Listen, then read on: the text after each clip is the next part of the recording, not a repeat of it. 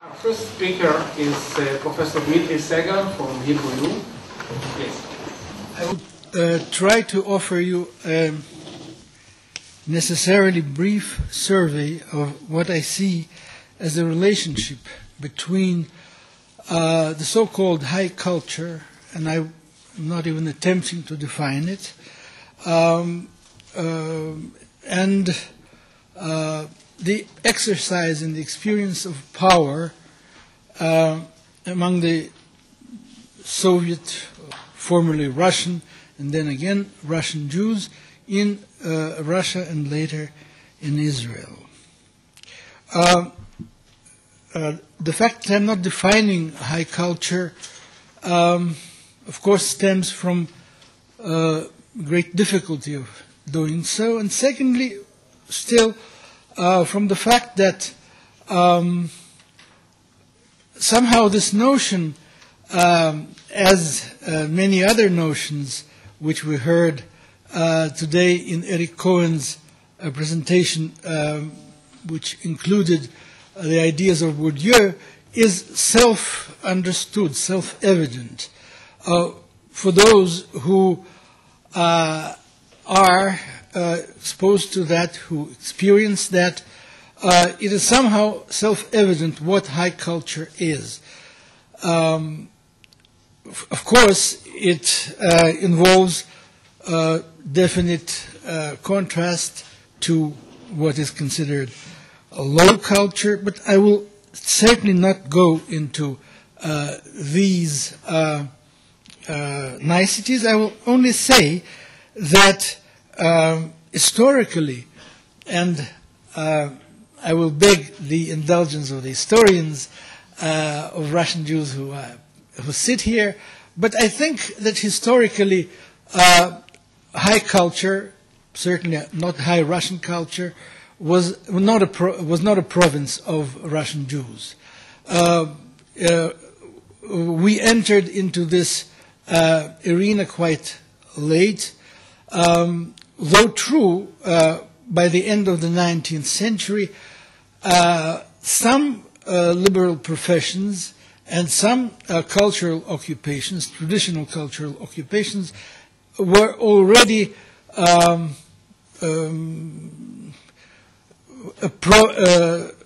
province of the Russian Jews, even sometimes exceeding their percentage in the population. This is especially true, or so people say it was true, for journalism, for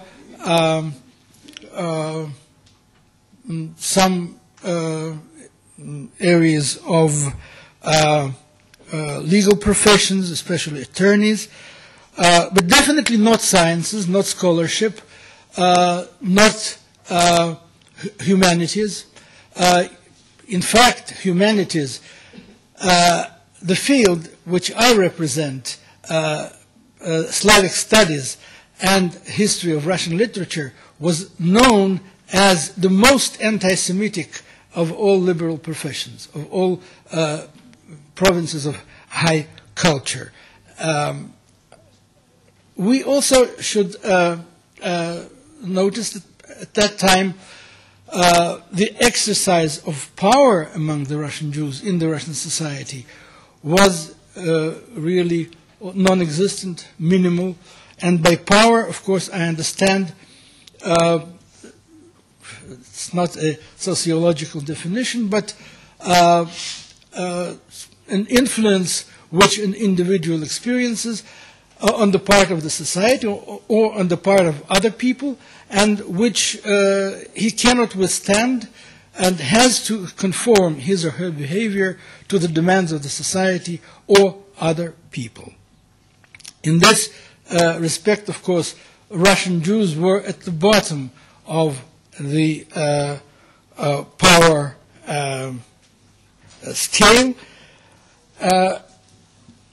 And my thesis, which I will not be able, of course, due to lack of time, to develop in any detail, is that the deficit of power among Russian Jews the deficit of power, both in the communal sense, in the sense that the community of Russian Jews experienced certain lack of any opportunity to withstand the demands and the pressures of the outside society, of the outside hierarchy of power.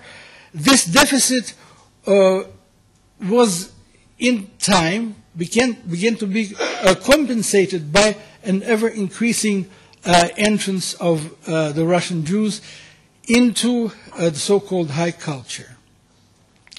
Let us pay attention to the fact that before the revolution, the percentage of the Jews who were active in economic pursuits on the high levels of society was certainly lesser than in the popular imagination. All the great companies, all the great trading houses were owned either by the ethnic Russians. In many cases, these were the so-called staroobryadцы, or the Russians, the ethnic Russians of the old church, or Armenians or Germans. There were some Jewish entrepreneurs, but certainly not in the numbers which the anti-Jewish propaganda in Russia wants us to believe now, today. So the point I'm trying to make is that in several points along the history of Russian, the Soviet Jews, and the Jews who came to Israel, the increase in exercise of power somehow was accompanied by a certain decrease in the almost frenetic rush to high culture. Although one must say that the entrance of Russian Jews into Russian high culture, since it began around, in great numbers, around the 1917, and here I can just give you one statistic. In 1918, there appeared about 100 collections of poetry authored by Russian Jews, who later became more or less famous Russian and Soviet poets. All of these people were young people, very young Jewish people, mainly from the provinces, and they seized the opportunity of which the revolution afforded them, and indeed actively entered this field. In parallel, as the historians well know, the years, especially from the end of the 20s till the end of, from the beginning of the 20s till the beginning of the 30s, were also the years when Jews entered massively into power structures of the Soviet Union. Now, I will not dwell on this story of how and why Jews became influential in the Russian, in the Soviet military and in the Soviet security services. The fact is that they were. Now, the question may be asked, and it was asked many times, whether the entrance of individual Jews, even in relatively great numbers, how did it influence the status of the community? I can only say that even if one disregards completely any possible questions of, and I can give you concrete examples of how Jewish functionaries at the security organs interceded for their ethnic kinsmen. One such story was, for instance, the fact, a well-known fact in the history of Zionism, of how Professor David Shor asked from two different communist functionaries, from the chairman of the Moscow City Council, Kamenev, and from Dzerzhinsky, who was chief of what later became KGB, to cancel the orders for the expulsion of in great numbers of the ethnic Jews in Moscow in 1922-23. Both people initially answered negatively. However, when his letter was examined by someone called Gerzon, who was Dzerzhinsky's assistant, somehow the way was found to sweeten the, as we say in Hebrew, the roa hagzera, the expulsion orders. But even if we disregard such maybe individual instances, one thing remains, at least in potential, namely the fact that the children of those Jews who became officials in the military services and in the security apparatus could, in theory, take up the same occupations, could, for instance, become students at the military academies. And Jewish students did enter some of the military academic institutions at the beginning of 1930s. So there was a possibility of creating some kind of networking, whereby the position of the Jews in the power structure of the Soviet Union could be altered.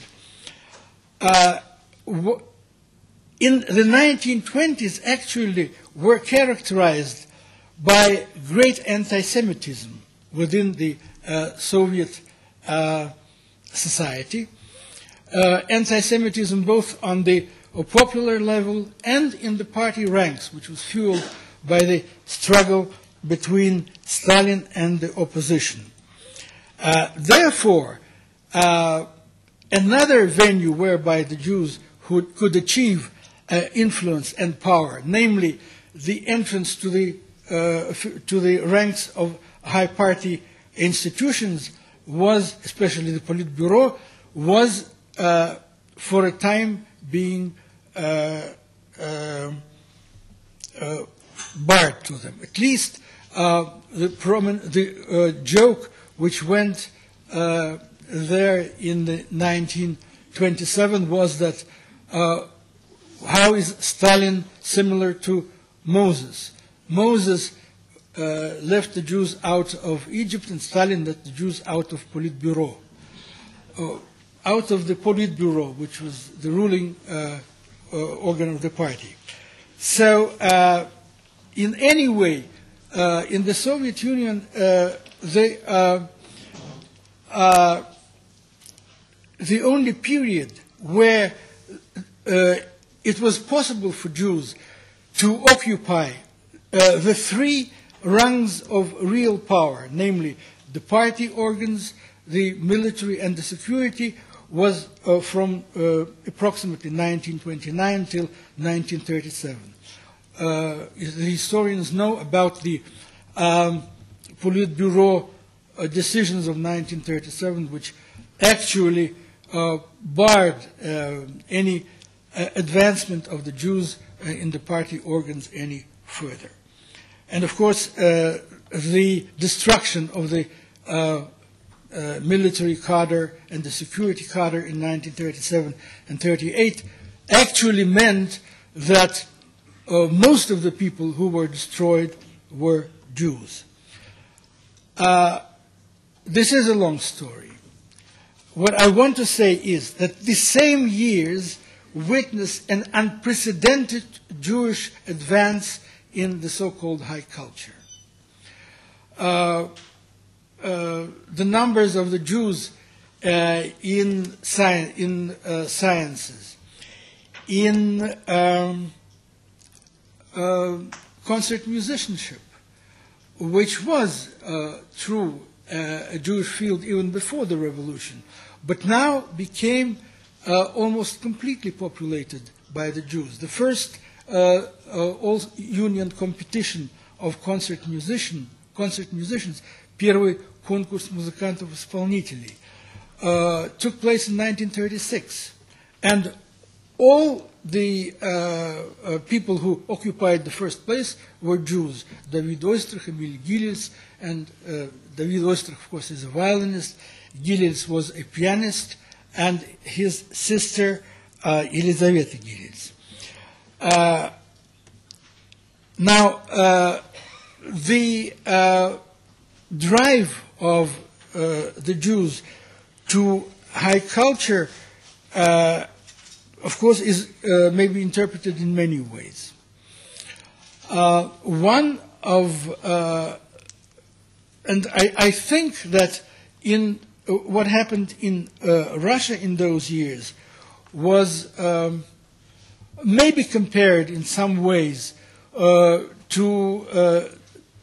Jewish advancement, let's say, in Austro-Hungary before the fall of the empire, in a way. Although, of course, Russian Jews never occupied such prominent positions in the economic field as they did in Austro-Hungary.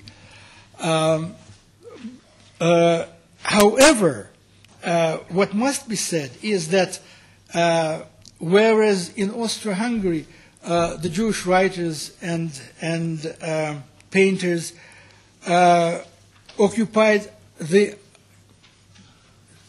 the higher rungs of the cultural ladder, in the Soviet Union, the Jews actually occupied, they were everywhere, we were everywhere, from the most popular of poets and writers down to the authors who participated in the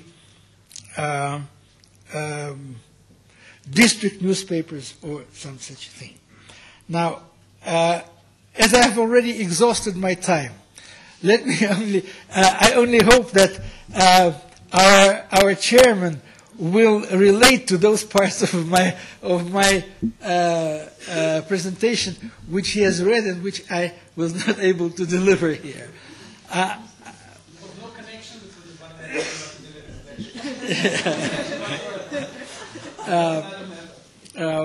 now,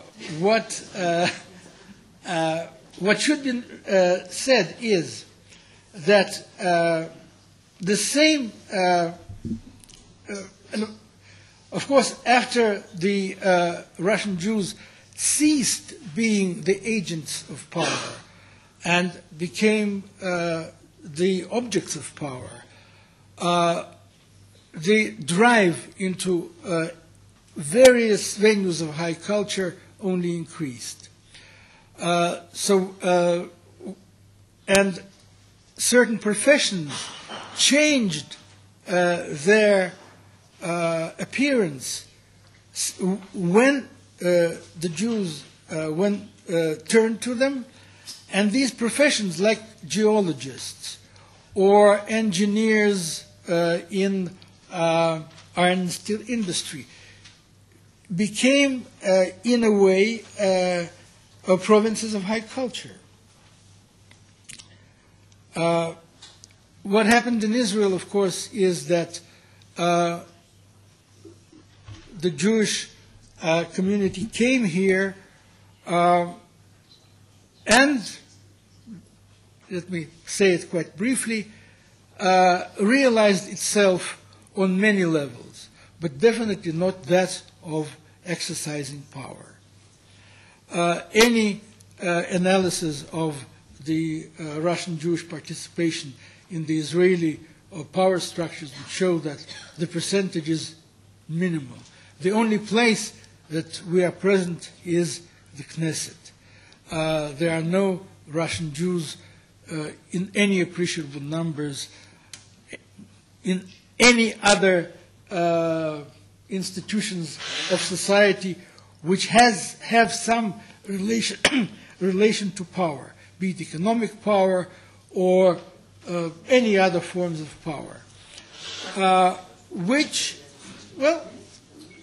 there are almost no Russian Jewish attorneys. What about Van Leer institution? Well, I think that It's coming. you'd be sorry that you asked this question. And this is true of academia as well, definitely. I don't want to speak about my own house, but, well, facts speak for themselves.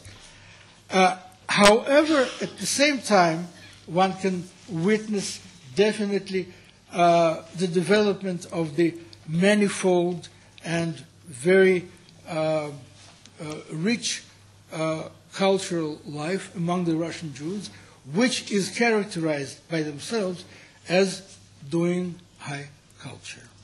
Thank you. Okay. It's a special pleasure to invite Professor Yaacov Ro'i, my mentor and a professor emeritus of Tel Aviv University, to talk about Jewish thin culture. Traditional definitions of ethnic culture link it with language, religion, residence, dress. As, however, ever larger populations move to the big international metropolis and globalization becomes a major symptom of advanced societies, sociologists and anthropologists have come to distinguish between different sub-concepts or cultural frameworks which in part are far removed from the classical perception. They distinguish between high culture and low culture and between thick and thin culture. The purpose of my paper is to determine whether the rather speedy acculturation of Soviet Jews to Russian culture in the 20th century left them with any kind of culture or cultural behavior that justifies their differentiation from Soviet society as a whole. It will seek to define Soviet Jewish thin culture, its values, symbols, and the lifestyle it indicated, and determine its significance and validity for Soviet Jews as a whole, and for, and in the context of, the Jewish movement that came into being in the late 1960s, early 1970s. A cursory glance at the existing literature on the evolution and significance of group identity in the 20th century shows that people tend to give meaning to their collective identity by stressing a wide variety of norms. These include a primordial attachment, a natural affinity, sensed in the words of Clifford Geertz, by virtue of some, I'm quoting, by virtue of some unaccountable absolute import attributed to the very tie itself. The givens that help shape an individual's non-rational notion of who he is and with whom indissolubly he belongs include, according to Geertz, blood, looks, and way of life. Thin culture is the term used to denote a diluted form of culture, as against the traditional perception of what is now called thick culture, meaning a distinct language, religion, dress, or even cuisine. Thin culture is a form of culture that comprises a common and distinct system of understandings and interpretations that constitute a normative order and worldview and provide strategic and stylistic guides to action. One scholar has suggested that thin culture should not be perceived as being in contradistinction to thick culture, but as a point somewhere in the continuum between thick culture and no culture at all, attained by the dilution or discarding of such aspects of thick culture that are incompatible with theory or inconsistent with observation. In the same vein, he stresses that thin culture is empirical, individualistic, relatively unbounded, and diverse, dynamic, and labile. Indeed, it behoves us to address, side by side with the content of culture, its boundaries, which are basically set by the group in question in order to define who belongs and who does not. These boundaries may be set by ethnic group awareness, the recognition that common ascriptive characteristics are shared among a set of individuals without any salience necessarily being placed on these commonalities, or by ethnic solidarity, which indicates that social resources of some type, even affectual ones, are shared among a set of individuals with common ascriptive characteristics. Unquestionably, the growing rate of exogenous Jewish marriage patterns in the Soviet Union seemed to make the boundaries between Jews and the surrounding society increasingly blurred, flexible, and controversial. This should, a priori, have been all the truer since boundaries are set not only by the group itself, but also by the population at large, by the extent to which the general culture and society accept its members. These, however, tended in fact not to distinguish between children of two Jewish parents and those with just one Jewish parent, especially when he or she had a Jewish-sounding surname or patronym and had a Jewish-looking physiognomy. In the Soviet Union, by the 1950s, there were informal and sometimes official ethnic quotas in higher education and in certain fields of employment, even outside especially sensitive areas. Thus, while Jews were culturally Russian, officially and socially they remained Jews. This produced what has been called a latent ethnicity that found no public expression but was sensed strongly in the private domain. Our concern then is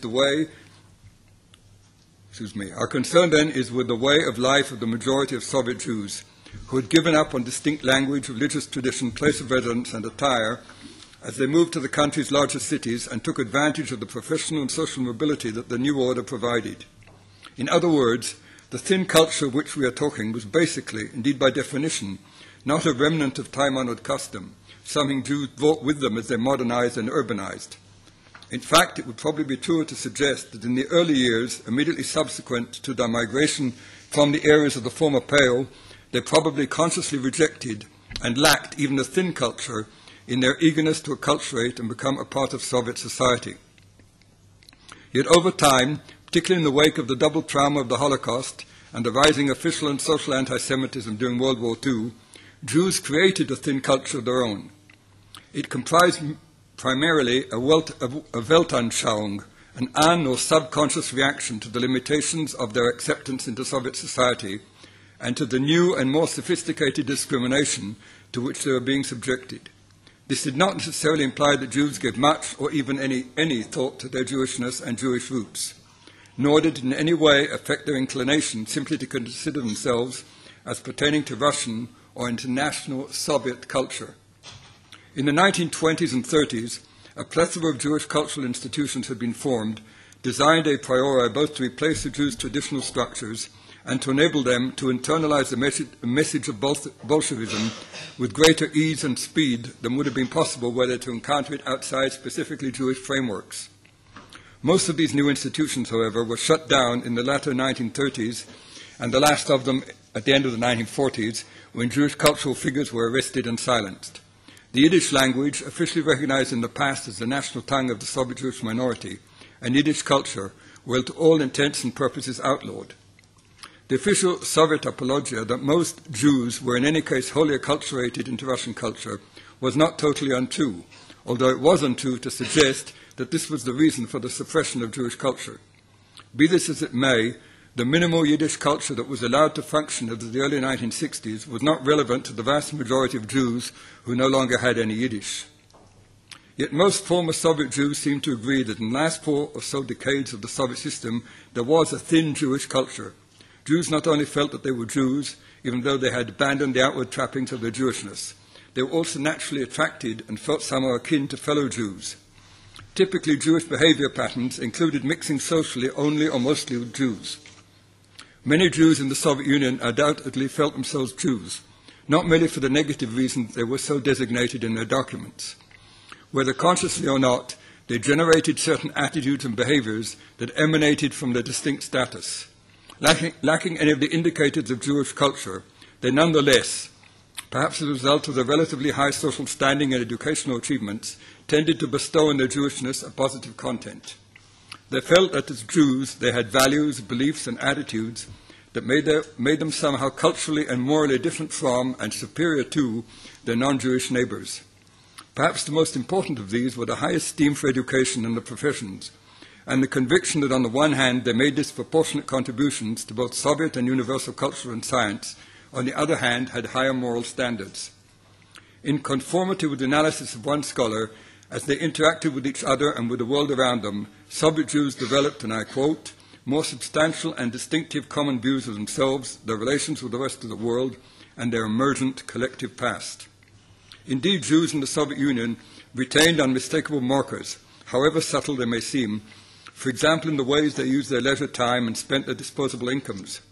It was commonly believed by Jews and non-Jews alike that Jewish men did not beat their wives, that their marital relations were more stable, and that they spent relatively little on alcoholic drink, preferring to buy furniture rather than vodka, and to make considerable sacrifices to obtain higher education.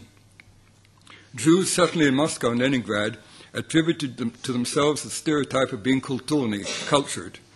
Culture became a sort of civic religion in the late Tsarist period, delimiting an imagined community of spiritual refinement, and in many senses the Russian Jewish intelligentsia became the prototype of kulturnost in the latter half of the 20th century. This attribute applied in particular to Jews of the larger cosmopolitan cities, especially Moscow, Leningrad, Kiev, Kharkov, Odessa, 5 cities which together accounted for more than 1/3 of the country's entire Jewish population. In the words of one analysis, the idea of belonging to the intelligentsia is central to the construction of the ethnic identity of Russian Jews. Intelligentsia as a key cultural model is inherent to their collective identity and to the manner in which they socialize their children.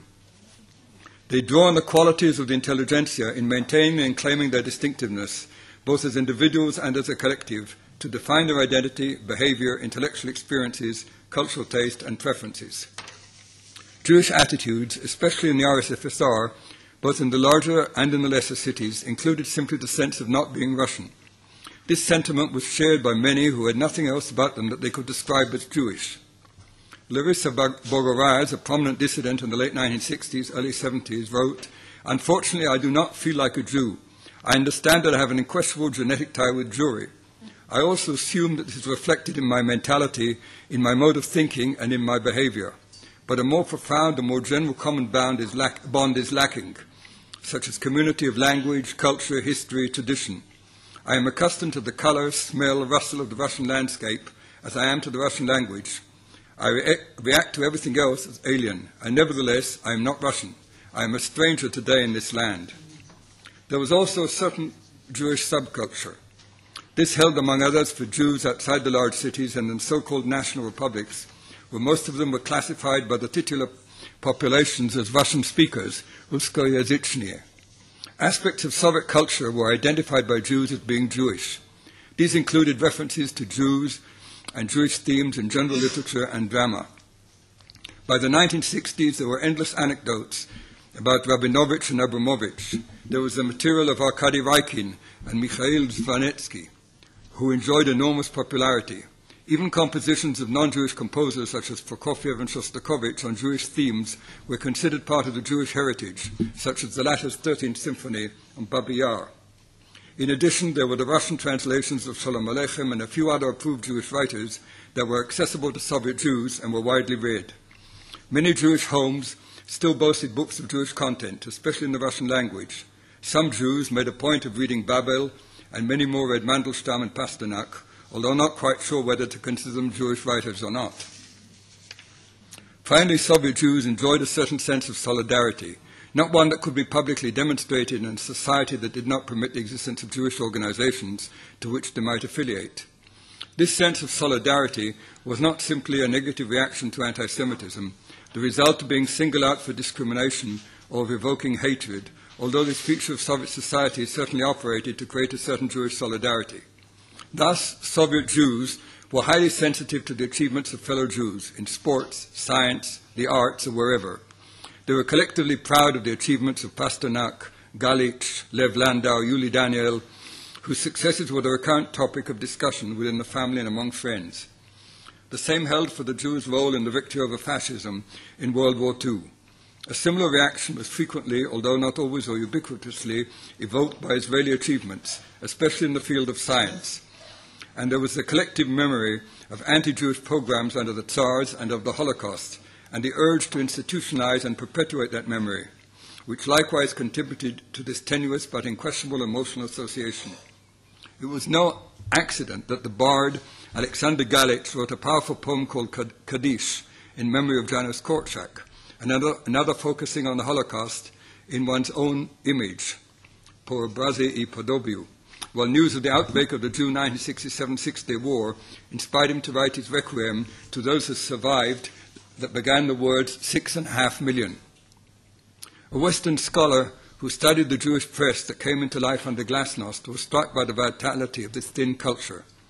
Unsubstantial as it may appear, and often even difficult for the outsider to pinpoint, it was something that Soviet Jews manifestly sensed very strongly as a major feature of their existence, with all its inherent contradictions and complications.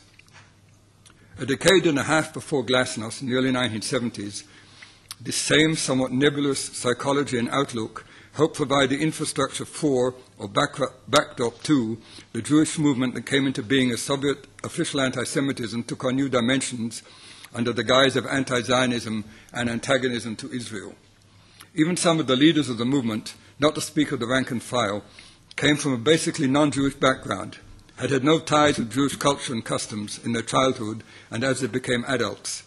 Yet the thin Jewish culture to which they had adhered, often almost unknowingly, had kept them somehow distinct from the rest of society and laid the ground for the activity which they now took up with ardor and elan. It provided them with a sense that being Jewish was not a negative trait that needed at all costs to be discarded and rejected. Perhaps by way of conclusion, I should refer to the central message of Yuri Slezkin's Jewish Century. Modernization is about everyone becoming urban, mobile, literate, articulate, intellectually intricate, physically fastidious, and occupationally flexible. Modernization is about everyone becoming Jewish, and no one is better at being Jewish than the Jews themselves. In the age of alienation, they are the most experienced exiles, and in the age of expertise, they are the most proficient professionals. In many ways, the late pre-revolutionary Russian and later the Soviet intelligentsia seemed to be a personification of Jewish traits, both natural and acquired, and the thin or subculture of the Soviet Jewish intelligentsia became identified with the epitomization of everything which that intelligentsia stood for. To an extent, too, that thin culture reflected on the broader Soviet Jewish population, often technicians or technical intelligentsia in middle-sized cities in the national republics, although they were not genuine intelligentsia in the original sense of the term. Thank you. Hearing now is an interpretive account of the debate between Israeli-born poetess Dalia Ravikovitch and Russian-speaking writer Maya Kaganskaya. This debate is a co-part of my study that deals with the public discourse launched by immigrant intellectuals from the former Soviet Union in the course of the encounter with Israeli society. Through the prism of the discourse that was formed by this encounter and the modus operandi that has governed it, I examine identity and community construction among the members of the group thus far designated as immigrant intellectuals. The description of the debate takes us to the beginning of 2001. That was the historical context when, after Ariel Sharon's memorial ascent of the Temple Mount on September 28, 2000, a new wave of the Palestinian terror known as Intifada al-Aqsa was unleashed. In view of that, former Prime Minister Ehud Barak got a vote of no confidence in his government. As a result, Israel faced one more election campaign, which was going to take place on February 6, 2001. As long as Russian votes were incredibly significant for the struggle, foremost due to the immense size of the immigration, facing the elections, the analysis and comprehension of the right and the left affiliations among the immigrants from the former Soviet Union had been steadfastly undertaken all over Israel. So, leading TV journalist Israel Segal also decided to clarify matters in his talk show Segal Yotze Tarbut, which means Segal Exploring Culture. For that reason, 3 days before the elections, he invited immigrant writer Maya Kaganskaya to participate in the discussion. As time went on, And the way to the mysterious Russian code, Hakod Rusi, as Segal called it in the beginning of the talk show, did not become shorter.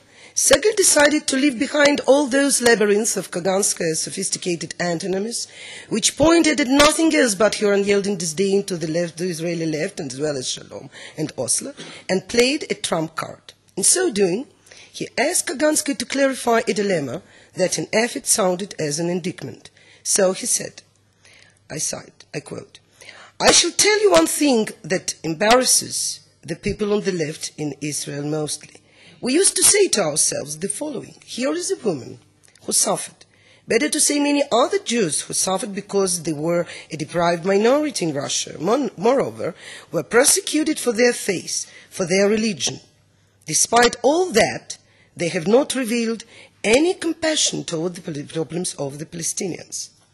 Kaganska's answer was as provocative as it was symptomatic, inasmuch as it pointed at the trauma the immigration from the former Soviet Union imported to Israel, to be discussed later. Here I just want to mention that as a preliminary analysis of other similar immigrant texts shows, which I intend to study in the future, that Kaganska's attitudes in many senses, Kaganska's position in many senses, coheres with the majority of writing Russians. So, in reply to Segal's charge, the writer asserted, while giggling sarcastically, "I was not born for solving the Palestinians' problems." Thereafter, she added, "Were I born to solve other nations' problems? Why, it is asked, did not I stay in Russia? The Russian nation has its own no less dramatic and tragic problems."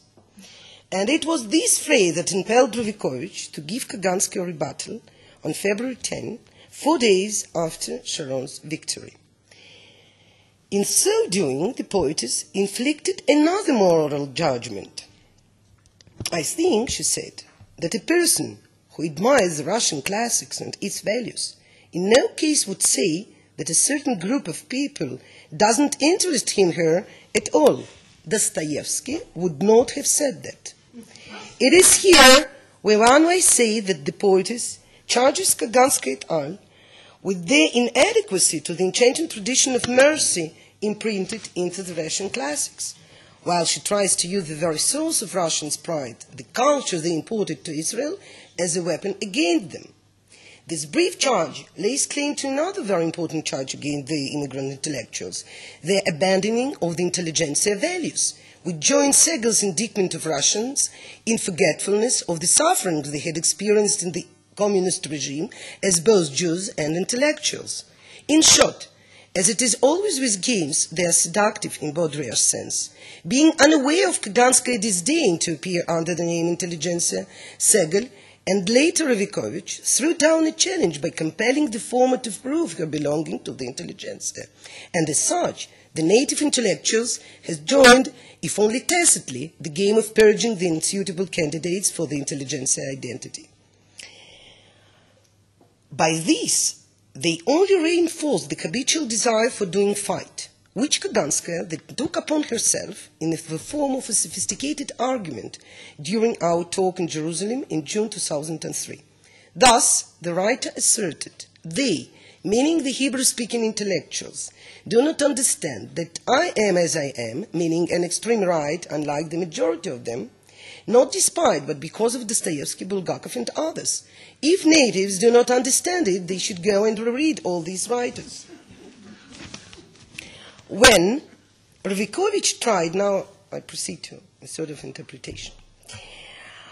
When Ravikovitch tried to pin Kaganska down via appealing to Dostoyevsky, hardly the former could have imagined that for Kaganska the notion of mercy was not the major instance that epitomized the great writer's ethics and word. Rather, it is his loathing of the social historical necessity, wherein the collective interests delimit the individual's life, more often than not at the expense of the individuals, as well as his disdain to the fighters for social justice, transmitted throughout his novel Devils, that stands for the writer's message. I suggest, therefore, that Kaganska, having borrowed on the great writer's ethics, perceives Jews as a minority, that very suffering individual, who soon embodies Marmeladov a main person of another famous novel by Dostoyevsky, Crime and Punishment, with his memorable saying, "But what if you have no one to see and nowhere to go? A man must have somewhere to go to, for there comes a time when a man simply has to go somewhere." Kaganskaya, in her turn, while she speaks of the millions of hostile Arabs, more willingly, they symbolize in her eyes the crowd that, like devils, wants to take every land Jews have. In short, the locus of Dostoevsky's main concern was shifted by Kaganskaya.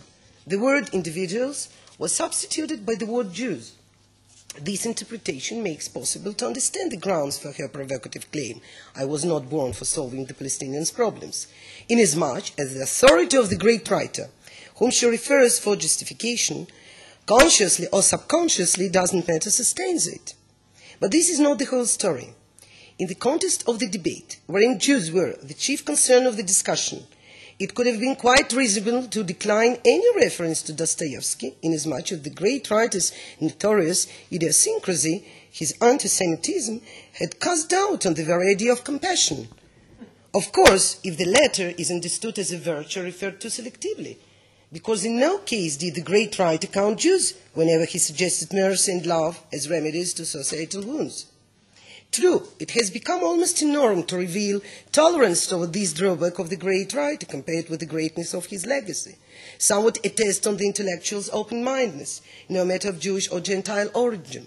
Yet Kaganskaya's apotheosis of Dostoevsky anti-Semitism is far from being an accidental move, but rather is the result of a deliberate choice that goes beyond the scope of mere toleration, I think. Granted, even a remote scent of anti-Jewish tendency drives her insane. When Jews themselves display what she regards as a resembling stance, for example, when the left activists and intellectuals try to convince settlers to withdraw from Shtachim territories deliberately, she never ceases revealing the disgrace of such cause. Considering such a passion, it seems quite natural to ask the following question: why did she pass over in silence this drawback of the great writer, humiliating for any Jew, good and bad alike, while at the same time remaining so inflexible toward the local anti-Semites, the left-oriented intellectuals? The point is that Dostoevsky has much more substance to offer to Kaganskaya than just the shift between the words individual and Jews. It was not a simple replacement, but rather a double shift, wherein those who are called by the name Jews should be regarded as deserving both mercy as a tiny community compared with the millions of Arabs, as well as a recognition as a superior populace. To understand this on a more profound level, several comments should be made. The general thesis of my study is as follows.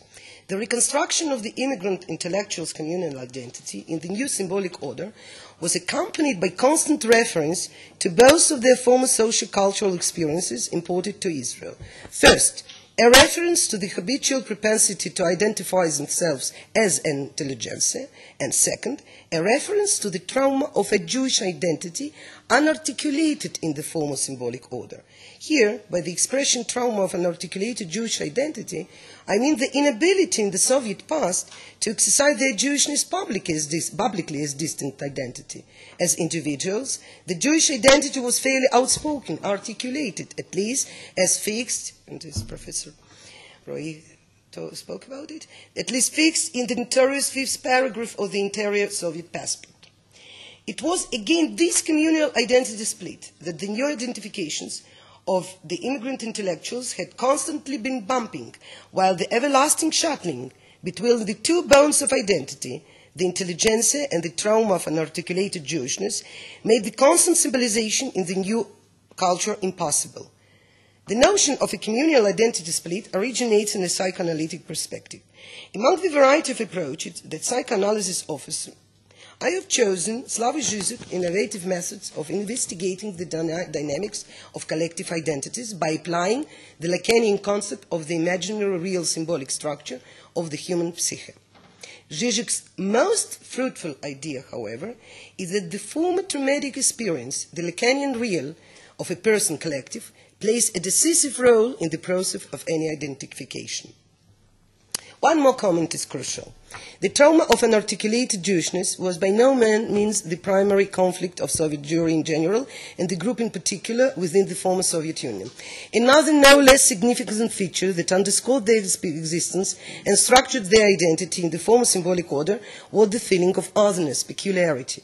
The latter was structured not so much from the top authorities, but rather was channeled through and shaped by two distinct but synchronic discourses from the bottom of the communist society. There was the public anti-Semitic debate from the outside of the Jewish community, as well as family accounts of Jewish identity as distinct from non-Jews in mentality, cultural preferences, appearance, and body language, coming from within the community. Both discourses persistently determined the feeling of otherness. Moreover, although the very branding of a Jew as the other, the black sheep, was semantically loaded in a different way than that of the proverbial intelligent, yet physical Jewishness construction contained several codes, generic labels similar to those involved in the construction of the Intelligentsia's collective persona.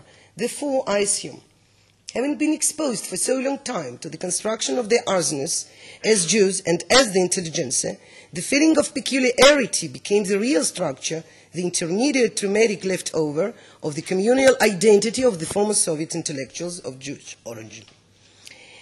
Now, I want to say a few words about what happens here with this trauma. In the course of Aliyah, the immigrant intelligentsia of Jewish origins has finally got the desired style, given that its collective Jewishness had been articulated publicly, but no longer with the feeling of being ostracized as acquired in the former symbolic order. The habitual self-esteem as a minority of sorts lost its relevance in the environment where Jews by definition were the majority. At the same time, shaped by and encapsulated in the former traumatic experience, the desire for peculiarity yet tirelessly pulsated, reminding with every single bit of the need of its manifestation somehow publicly.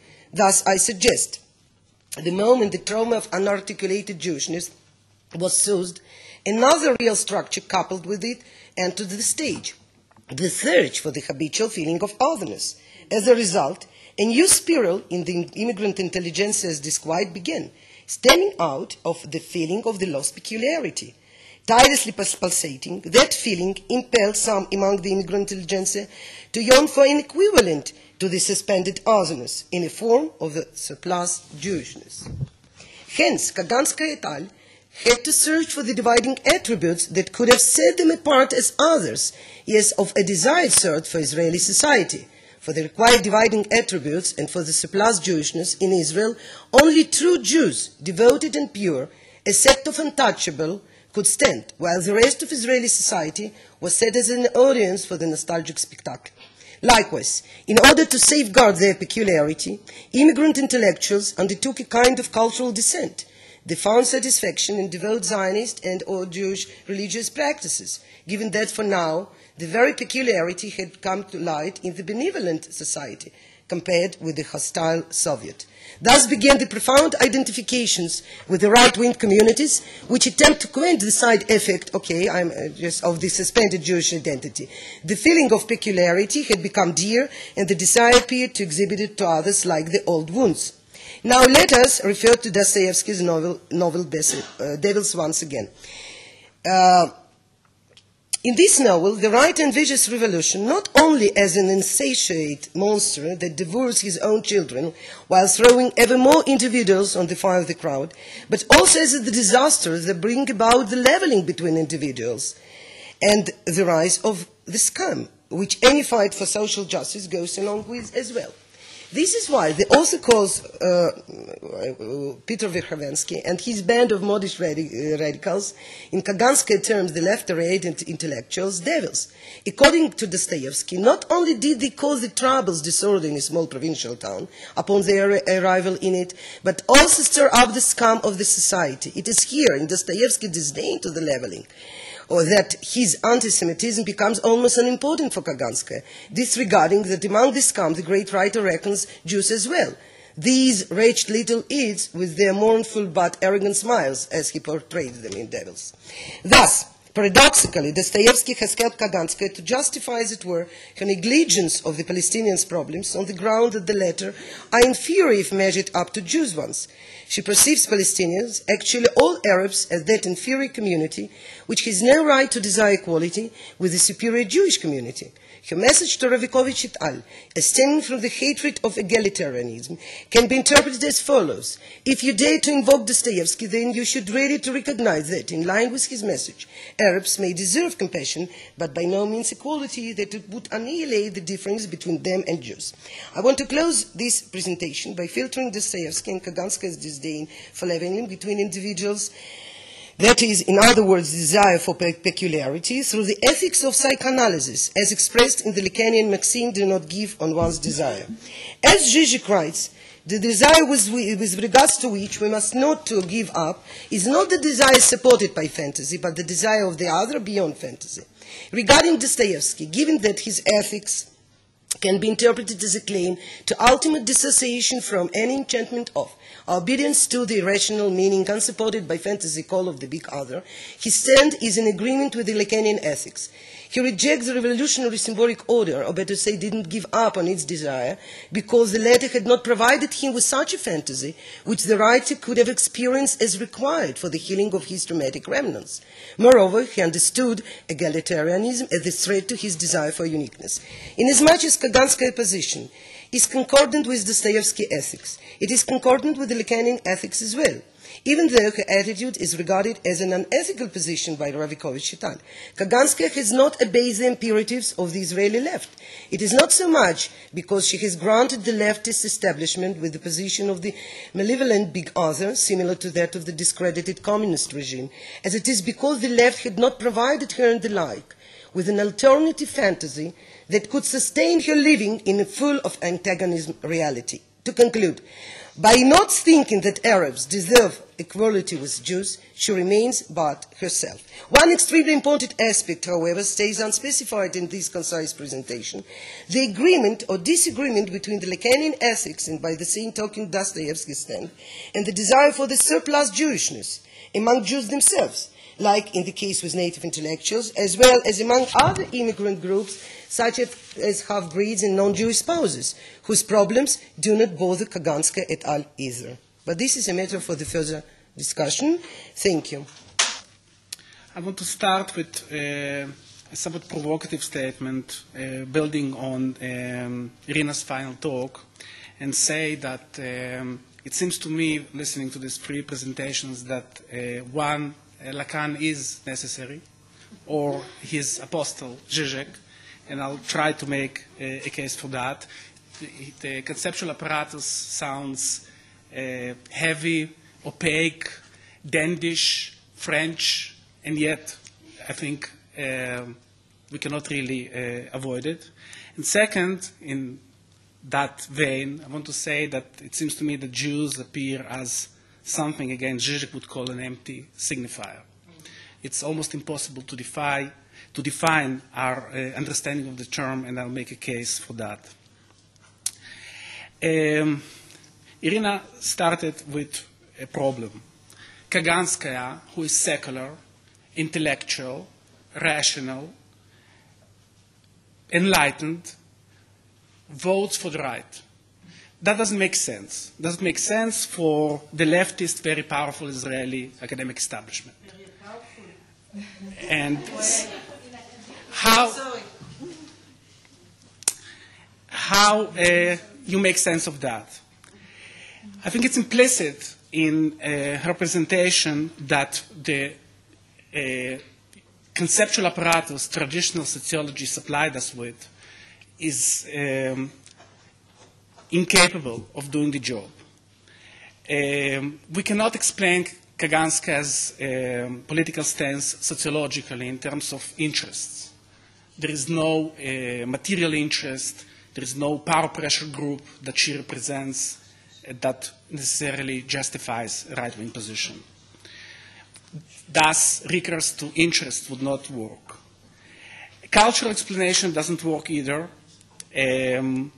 She's supposed to be humanist, and according to Ravikovitch, she isn't. And, of course, religious explanation is not working. because,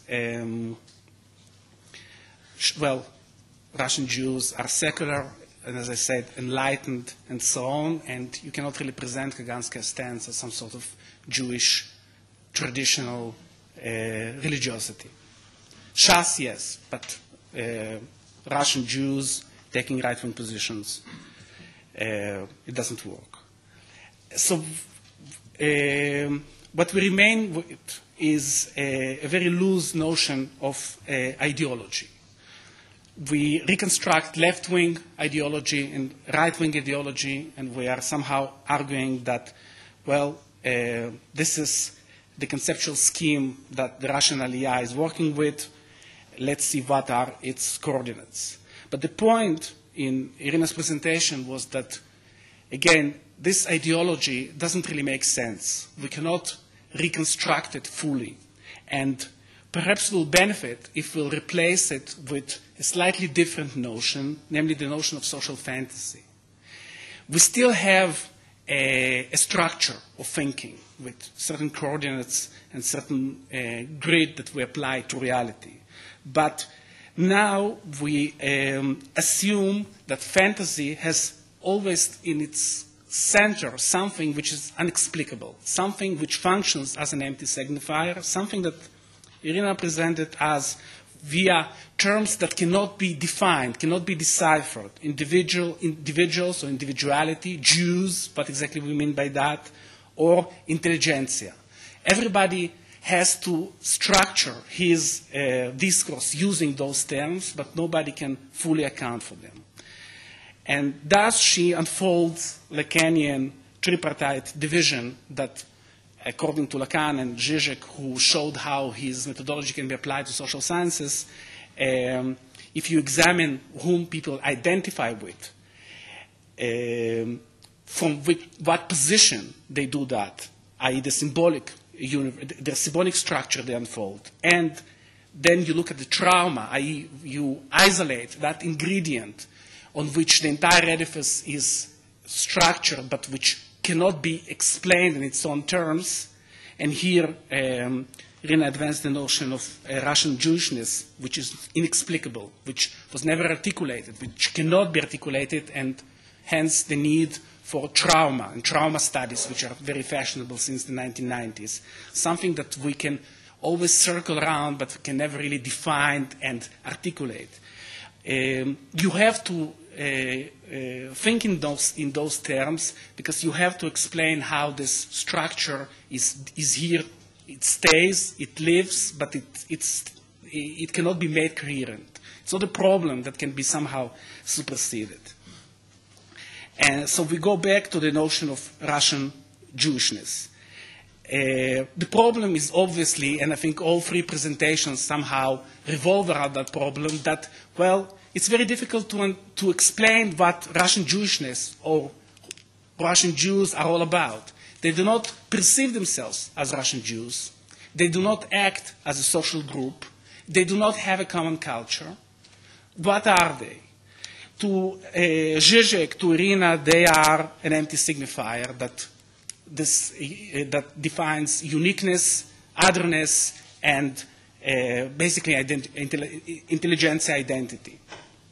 To Yaacov Ro'i, well, those are, he wants to articulate at least a light notion of Russian Jewishness, and he talks about thin Jewish culture, but I think it's evident in his talk as well that the categories are mainly negative, and that to the extent that there is any Jewish identity, it's a negative identity inscribed on the Jewish population through the Holocaust and anti-Semitism, and not something Jews hold to positively. The peculiar thing about Russian Jewish history is that, yes, Jews occupied very important positions in the Soviet Union, and most of the material Professor Segal presented has been superseded in Yuri Sloskin's brilliant The Jewish Century. He shows that Jews occupied all these important positions, but not as Jews. And that's the point that, again, we cannot take out of the equation. They assume all those positions, but they deny Jewish identity. They present themselves as Soviet, universalist, intelligentsia, and they articulate that identity via Russian culture, but again as a universalist culture, not as a culture of the Russian ethnicity. So we don't have a Jewish identity. They don't look back at Jewish roots, at the synagogue, at Hebrew language, Yiddish, none of that. In that sense, they're not Jewish. And they don't see themselves as converting to Russian identity. They are precisely, and with that I want to conclude, an empty signifier.